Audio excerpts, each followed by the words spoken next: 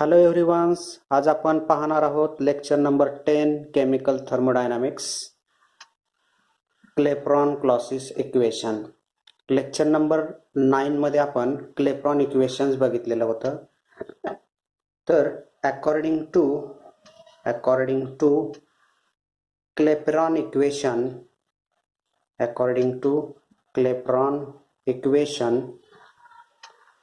dp upon dt is equal to delta H upon T delta V.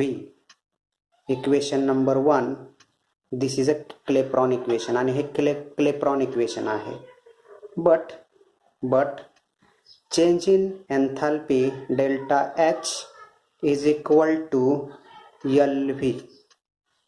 LV means, what is meant by LV? LV means latent heat of vaporization.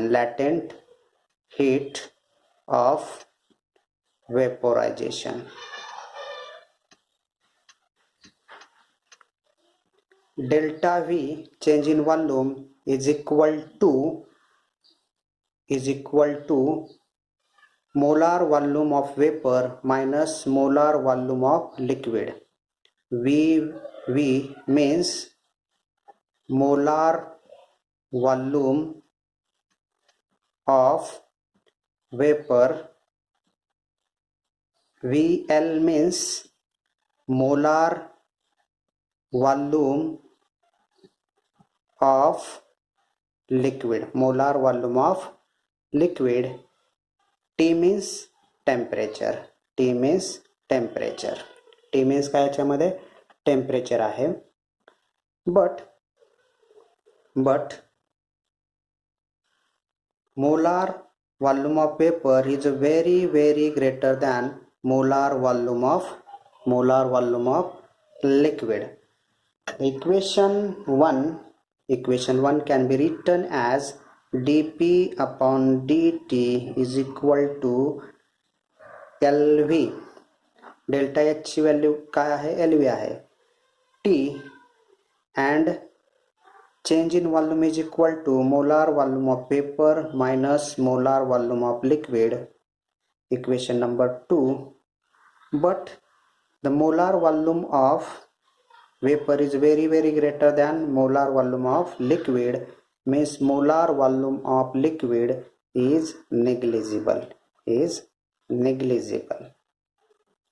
Therefore equation 2 can be written as dp upon dt is equal to LV upon T molar volume of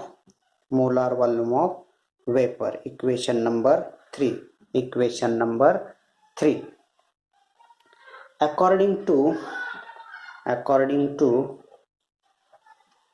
ideal gas equation, we know that the ideal gas equation PV is equal to nRT.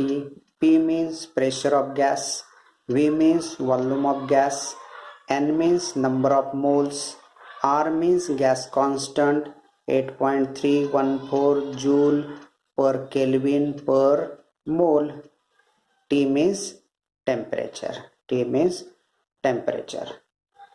The number of gas molecule N is equal to 1.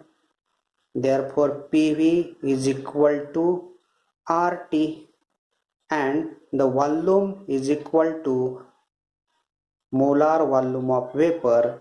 Therefore PVV is equal to RT. And molar volume of vapor is equal to RT upon P.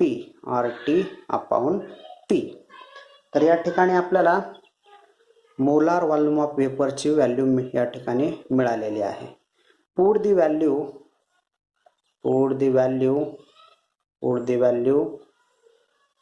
molar volume of vapor in equation 3 here. Therefore equation 3 becomes dp upon dt is equal to LV upon T into RT upon P. Therefore, above equation can be written as dP upon dt is equal to LV. हे डिनॉमिनेटरचं आहे ते काय होणार, एकदम एलव्हीच्या एलव्हीला multiply होईल, न्यूमरेटरला जाईल LV into P upon R T into T R T square equation number 4. या ठिकाणी आपल्याला काय मिळालेलं आहे, इक्वेशन नंबर 4 मिळालेला आहे. Equation number 4. rearrange equation 4. Therefore equation 4 becomes a pressure of gas equal to साइनच्या इकडे पाठवल्यानंतर काय होईल, डिवाइड 1/p होईल. या ठिकाणी काय आहे, मल्टिप्लाय. या ठिकाणी आल्यानंतर काय होईल, 1/p into dp upon dt is equal to LV upon RT square equation number 5. या ठिकाणी आपल्याला इक्वेशन नंबर 5 मिळालेलं आहे. But dP upon P is equal to d ln P. Therefore equation 5 becomes d ln P upon dt is equal to LV upon RT square.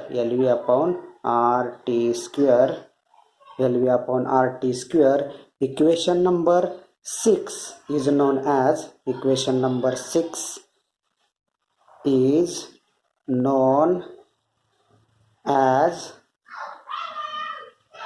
Clapeyron-Clausius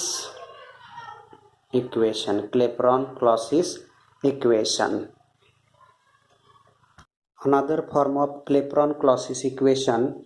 The Clapeyron-Clausius equation is given by d ln P upon dt is equal to LV upon RT square equation number 1. हे काय आहे, क्लेप्रॉन-क्लॉसिस equation आहे. याच्यावरूनच आपण काय करणार आहे, क्लेप्रॉन-क्लॉसिस इक्वेशनचा दुसरा form आपण डिराइव करणार आहोत. Equation number d ln P upon dt is equal to LV upon RT square equation number 1. Equation 1 we can write as, therefore equation 1 becomes, हे dt आपण काय करूया, इक्वल टू साइनच्या राईट हँड साईडला पाठवून देऊया. इकडे आल्यानंतर हे काय आहे, dt डिवाइड आहे, इकडे आल्यानंतर काय होईल, मल्टिप्लाय होईल. म्हणजेच काय होईल बघा, d ln P upon is equal to LV into dt upon RT square equation number 2. याला काय म्हणूया आपण, equation number 2. Integrate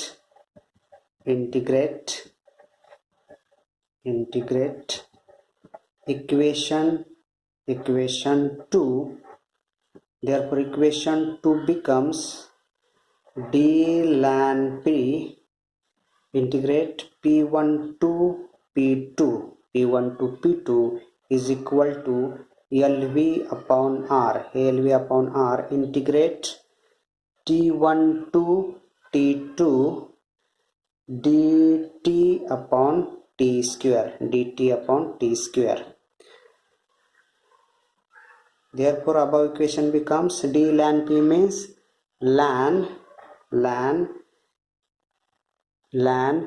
P2 upon P1 pressure P2 upon P1. याचं इंटिग्रेशन काय येईल, नॅचरल लॉग घेतला आपण, change in pressure means natural log घेतला ln P2 upon P1 is equal to LV upon R L V upon R, याचे integration काय येईल 1/T1 minus 1/T2, 1/T2. Therefore our equation becomes ln P2 upon P1 is equal to LV upon R, LV upon R, T2 minus T1 upon T1 into T2, T1 into T2.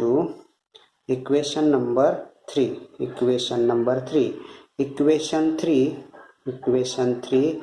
converting log base 10, ज्यावेळेस आपण log base 10 value घेतो त्यावेळेस काय करतो आपण 2.303 न multiply करत असतो. म्हणजेच इक्वेशन काय येईल बघा, या ठिकाणी लॅनचं कन्वर्जन कशामध्ये झालं, log P2 upon P1 is equal to LV upon 2.303 R T2 minus T1 upon T1 into T2, T1 into T2, T1 into T2. Equation number 4, equation number 4. But LV means latent heat of vaporization is equal to change in enthalpy of vaporization. Therefore equation 4 we can be written log P2 upon P1 is equal to LV ची value काय आहे, delta HV upon 2.303 R T2 minus T1 upon T1 into T2. Equation number 5, equation 5 we can be written as equation 5 आपण असेही लिहू शकतो 2.303 हे इकडे जर ट्रान्सफर केल्यानंतर log P2 upon P1 is equal to delta HV upon R T2 minus T1 upon T1 into T2. Equation number 6. Equation 4, 5 and 6 are known as another form of Clapeyron-Clausius equation. Clapeyron-Clausius equation. तर Clapeyron-Clausius equation and another form of Clapeyron-Clausius equation हे तुम्हाला समजलं असेल. First example calculation of mean heat vaporization delta HV हे आपल्याला calculate करायचं आहे. या एक्झाम्पलमध्ये एक्झाम्पल काय आहे बघा, calculate mean heat of vaporization, calculate mean heat of vaporization delta HV of water between 363 and 373 Kelvin temperature.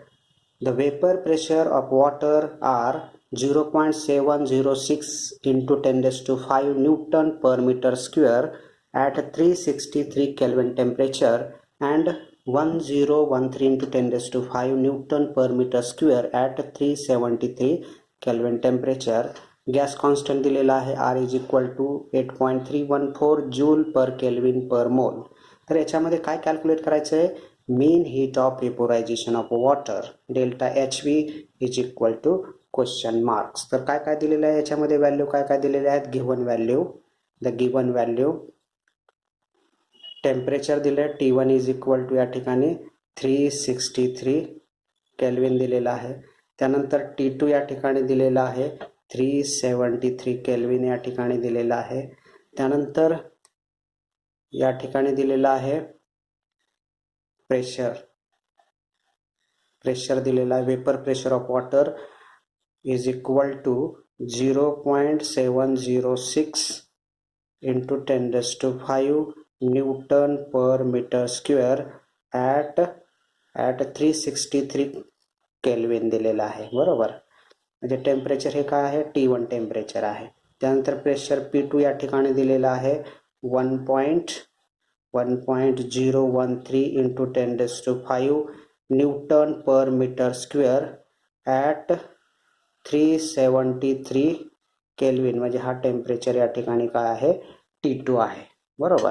आणि कॅल्क्युलेट काय करायचं आहे आपल्याला mean heat of vaporization delta HV according to Clapeyron Clausius equation. We know that आपल्याला माहित आहे काय formula माहित आहे. We know that the formula of Clapeyron Clausius equation 2.303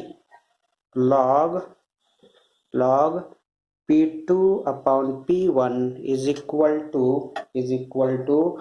delta HV upon R T2 minus T1 upon T1 into T2.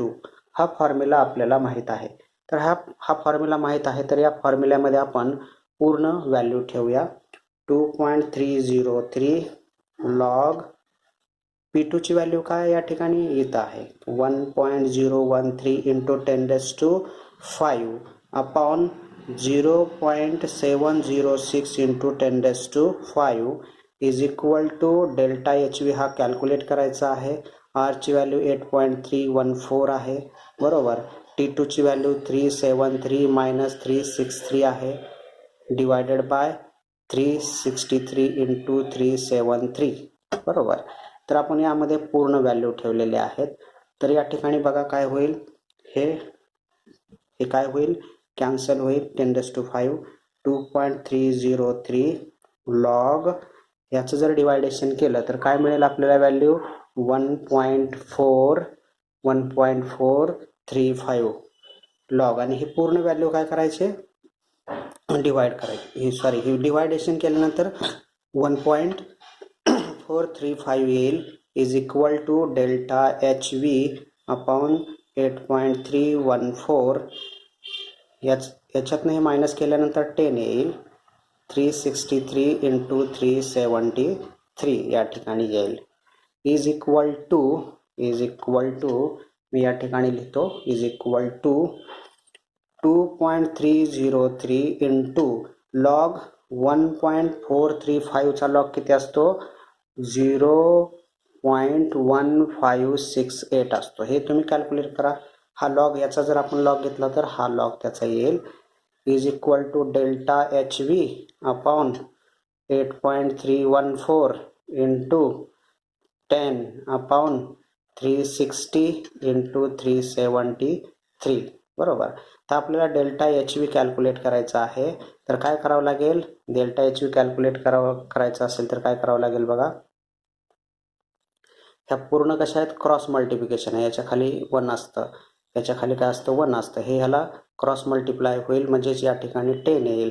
बाकी ह्या value काय येतील पूर्ण न्यूमरेटरला आणि 10 काय जाईल डिनॉमिनेटरला. तर बघा 2.303 इंटू 0.1568 इंटू 8.314 इंटू 363 इंटू 373 बरोबर.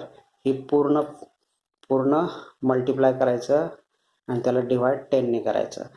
हे जर तुम्ही कॅल्क्युलेटरच्या सहाय्याने हे पूर्ण टर्म जर तुम्ही सॉल्व करून घेतली तर त्याचा आन्सर काय येईल 4651.44 जूल पर मोल. हे काय आलं mean heat of vaporization of water molecule 40,651.4 joule per mole. तर हे एक्झाम्पल एकदम सिंपल आहे. तर हे एक्झाम्पल तुम्हाला समजलं असेल. टाईप सेकंड एक्झाम्पल आहे calculation of pressure at initial temperature T1. तर एक्झाम्पल याच्यामध्ये दिलेलं आहे the mean heat of vaporization of benzene between 303 and 333 Kelvin is 34.19 kilojoule per mole. Calculate the vapor pressure of benzene. Calculate the vapor pressure of benzene at initial temperature 303 Kelvin. At 303 Kelvin temperature.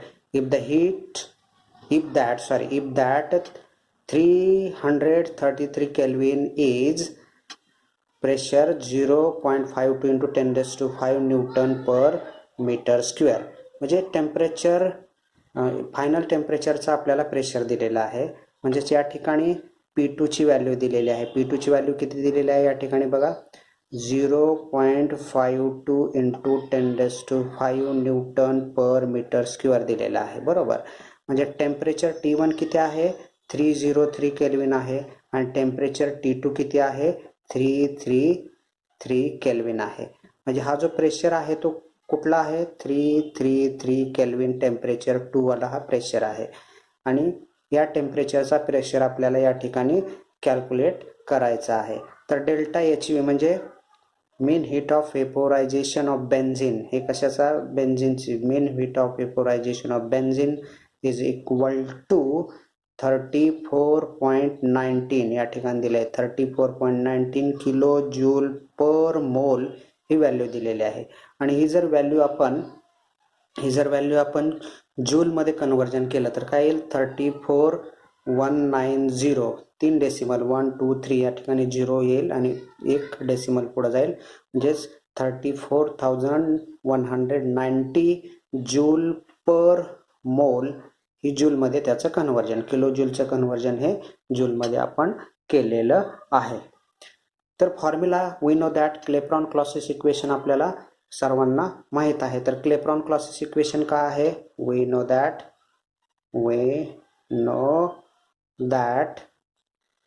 2.303 log P2 upon P1 is equal to delta HV upon R T2 minus T1 upon T1 into T2 हा formula आपल्या सर्वांना माहित आहे. तर बघा याच्यामध्ये आपण पूर्ण व्हॅल्यू ठेवूया 2.303 log P2 ची व्हॅल्यू काय या ठिकाणी P2 ची व्हॅल्यू आहे 0.52 into 10 raised to 5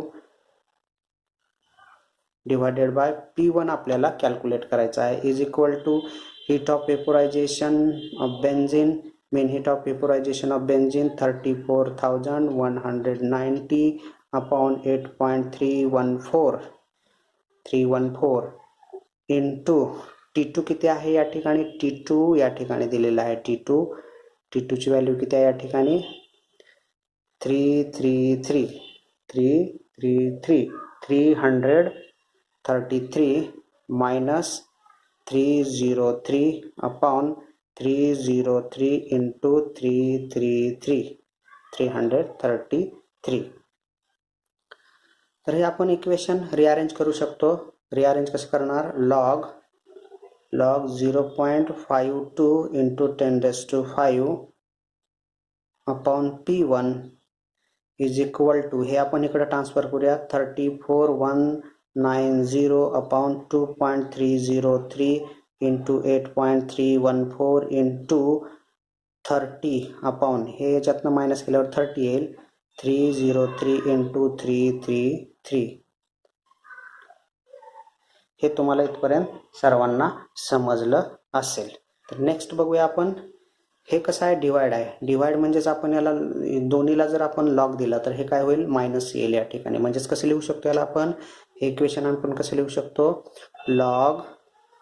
log 0.52 into 10 raised to 5 minus log P1 he terms आपण अशा पद्धतीनेही लिहू शकतो is equal to 34,190 into 10 upon 2.303 into 8.314 into 303 into 333.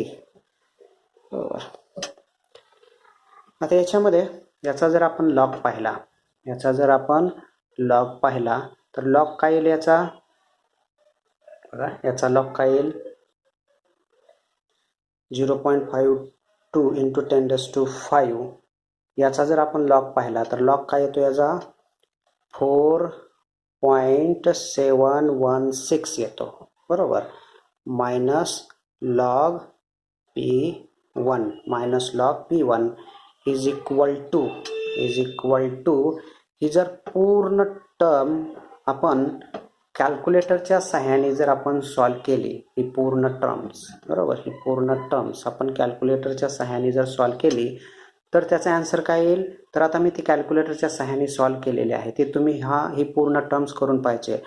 Bracket टाकायचा, हे न्यूमरेटरची व्हॅल्यू लिहायची, डिव्हाइड म्हणायचं, खालच्याला पण ब्रॅकेट टाकायचं आणि हे डिनॉमिनेटरच्या सर्व व्हॅल्यू त्याच्यामध्ये नोट डाऊन करायचे आणि इज इक्वल टू साईन म्हणायचं. तर ती व्हॅल्यू किती येईल या ठिकाणी? 0.5309 ही त्याची व्हॅल्यू येईल. तर आपल्याला काय करायचं आहे आता? P1 काढायचं आहे, बरोबर. तर ही जर टर्म्स आपण या इकडे जर ट्रान्सफर केली तर ही काय आहे? प्लस आहे. इकडे आल्यानंतर काय होईल? ही मायनस होईल. इकडे आल्यानंतर काय होईल? ही मायनस होईल. बघा कसं होईल? Minus log is equal to 0.5309 minus 4.716, बरोबर.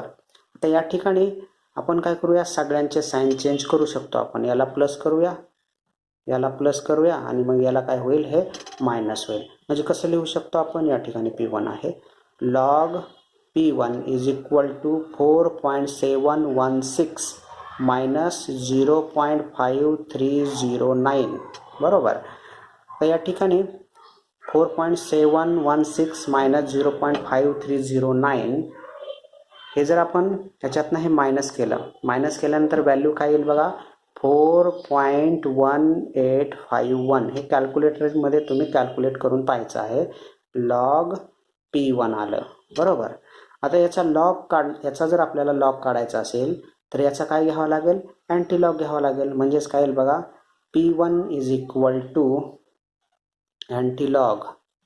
याचा लॉग काढायचा म्हणलं की याचा काय घ्यावा लागतो? Anti log. 4.1851 is equal to, आणि याचा जर अँटीलॉग तुम्ही पाहिला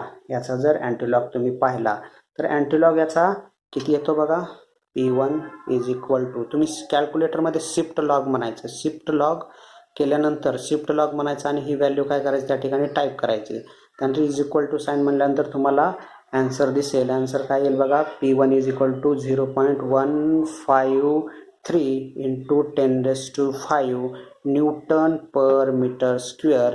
हा प्रेशर P1 आपण या ठिकाणी कॅल्क्युलेट केलेला आहे. आणि हा प्रेशर कुठला आहे? At temperature 303 kelvin. बरोबर.